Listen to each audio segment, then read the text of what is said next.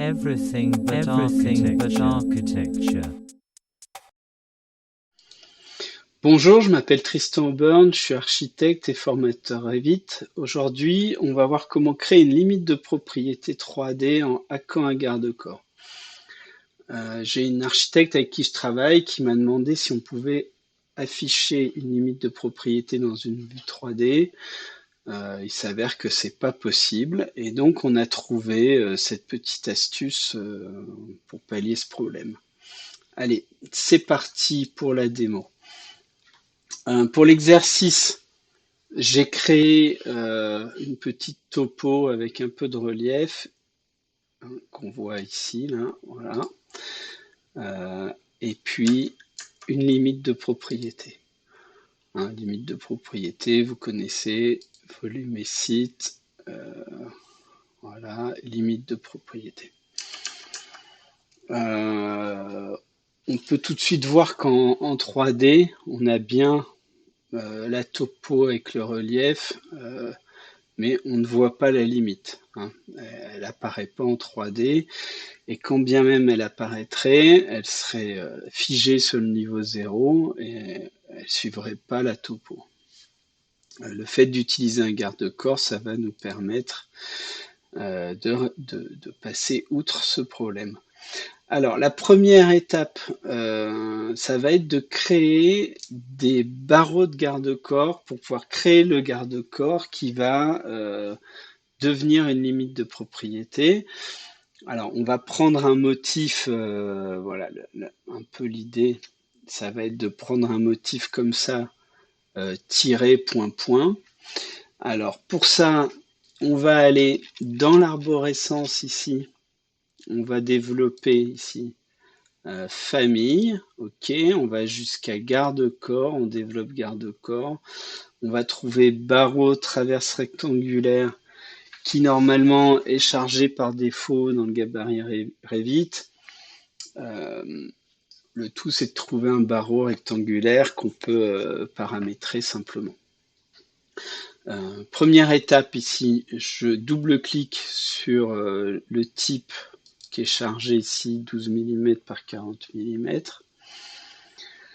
et je vais tout de suite le dupliquer et le nommer 60 par 10, ce qui va nous faire notre tiret. Limite, je vais le nommer même tiret 60 par 10. Ok, je valide. Donc profondeur, on va mettre 60 et largeur 10. Voilà. Je vais tout de suite lui mettre une couleur. J'aimerais bien qu'il soit rouge. Donc voilà, je clique là. Et on va trouver, voilà, je cherche ici, je tape rouge dans la barre de recherche. Ok, je trouve ici acier, finition peinture rouge, ça me va bien. Si jamais vous ne l'avez pas dans la partie haute ici de vos matériaux, on le trouve là en bas. On clique ici, on fait la petite flèche pour le faire monter et on n'oublie pas ici de cocher utiliser l'apparence de rendu, sinon par défaut c'est gris. Voilà, donc on choisit la couleur qui nous intéresse, on valide. Normalement, ça rame un petit peu parce que je suis sur le portable et il aime pas trop. Voilà, ça marche nickel. Tout de suite, je vais dupliquer à nouveau mon tiret 60 par 10. Je vais le nommer point. Combien j'ai dit 20 par 10. Voilà, hop. Et je valide. Je vais ici gérer la profondeur, indiquer 20. Peinture rouge, ok, je valide. Maintenant, étape suivante, onglet architecture, on prend l'outil garde-corps. On va partir du garde-corps par défaut pour dessiner ici une première ligne. Je vais me caler là pour l'exemple. Hop, voilà, échappe, valider, toujours avec la coche verte quand on est en mode esquisse. Je vais voir en 3D ce que ça donne. Ok, j'ai le superbe garde-corps type bateau de Revit. Ok. Donc je le sélectionne, modifier le type. Les garde-corps, c'est une famille système. Donc la seule façon de créer une nouvelle famille de garde-corps, c'est de dupliquer une famille existante dans le modèle. Euh, Évidemment, vous pouvez ensuite charger vos garde-corps dans votre gabarit, ou alors le mieux c'est de vous faire un fichier garde-corps où on stocke copie-coller tous les garde-corps qu'on fait.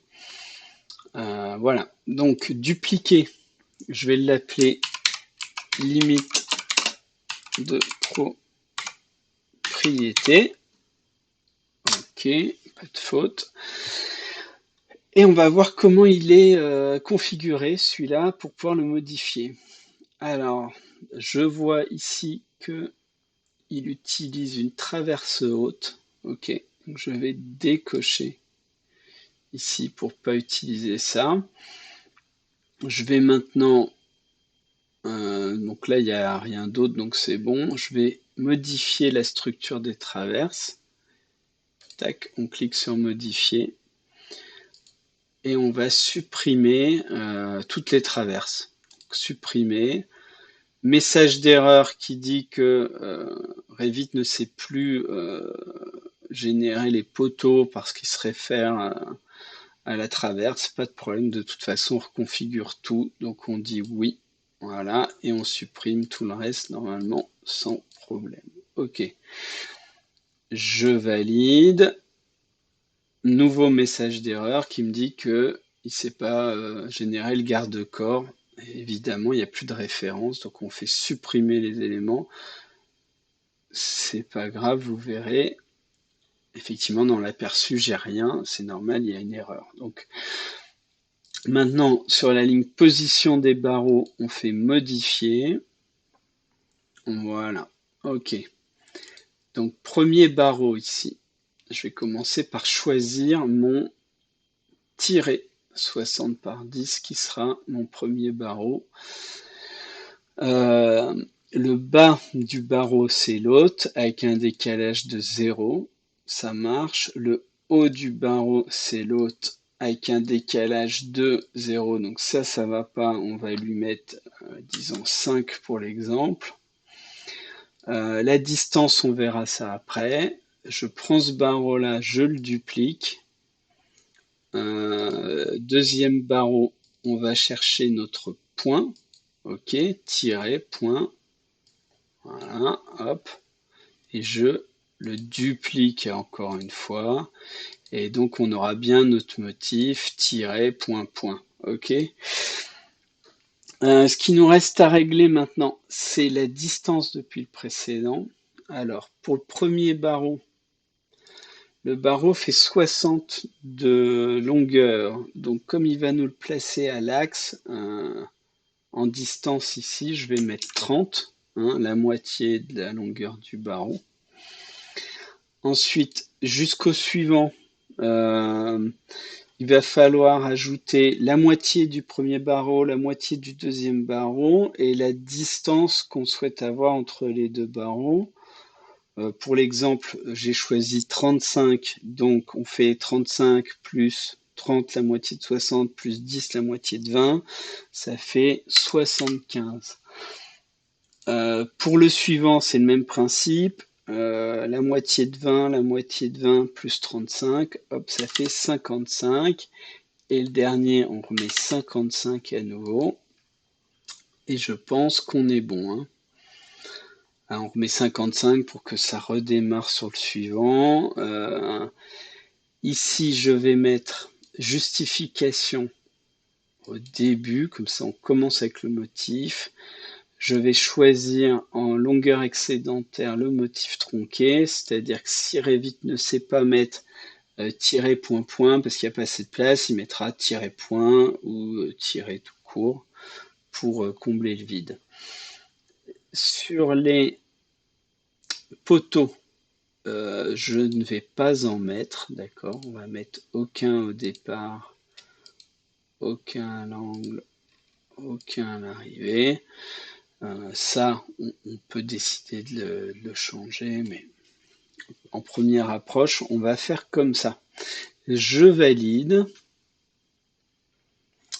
et je vois déjà que mon motif ressemble à ce que je désirais, c'est-à-dire un tiret point point. Ok, on valide, on va voir ce que ça donne à l'écran sur le modèle. Voilà, super. Dernière étape ou avant-dernière étape, on va dire, je retourne sur mon plan de niveau 0. Je sélectionne mon garde-corps, je vais faire modifier la trajectoire. Hein, comme je vois que ça fonctionne, je vais maintenant choisir les lignes, hop, dans l'esquisse. Et on va finir ici. Je ne sais pas si vous voyez bien. Je vais zoomer un peu, voilà. Hop. Hein, je sélectionne les autres lignes de ma limite de propriété et je valide. Alors, si on va voir en 3D, on va voir qu'il nous reste une petite chose à faire. Effectivement, par défaut, le garde-corps est dessiné sur le plan de référence. Donc, comme on était sur le niveau 0, il l'a dessiné sur le niveau 0. On va sélectionner notre garde-corps, choisir un nouvel hôte, ici, dans le ruban. Et je sélectionne ma surface topo. Voilà. Et donc maintenant, on a bien une limite de propriété en 3D qui suit la topo. Voilà. Une utilisation en passant, hein, comme ça. Ça peut nous permettre, quand on fait un permis de construire avec une coupe sur le terrain, par exemple. Voilà, si je fais une coupe, hop.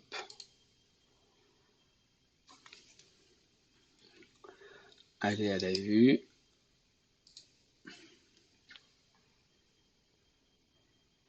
Voilà, ça me permet de voir ici ma limite. Alors peut-être là si je fais une coupe vraiment une tranche, je l'étais un peu trop, si je mets 50, voilà, ok. Ça me permet ici de repérer ma limite de propriété et j'en profite, voilà, avec une petite ligne d'annotation. Moi, ça c'est une petite astuce hein, en passant. Voilà, hop, je vais choisir. Je me suis créé une ligne qui me sert pour les limites de propriété. J'ai fait un rouge tiret point, hop. Je le fais rapidement, hein, mais hop, je fais un premier trait ici. Hop, un deuxième là. Et éventuellement, dans la coupe, clic droit, masquer dans la vue, hop, l'élément. Puisque cet élément a vocation à apparaître dans une vue 3D, pas spécialement dans les vues 2D. Voilà. J'espère que ce tuto vous a plu.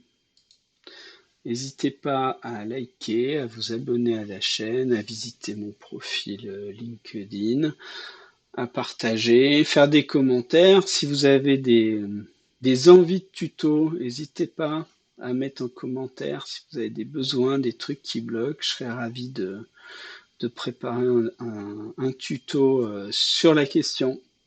Allez, merci à tous, au revoir. Everything but architecture.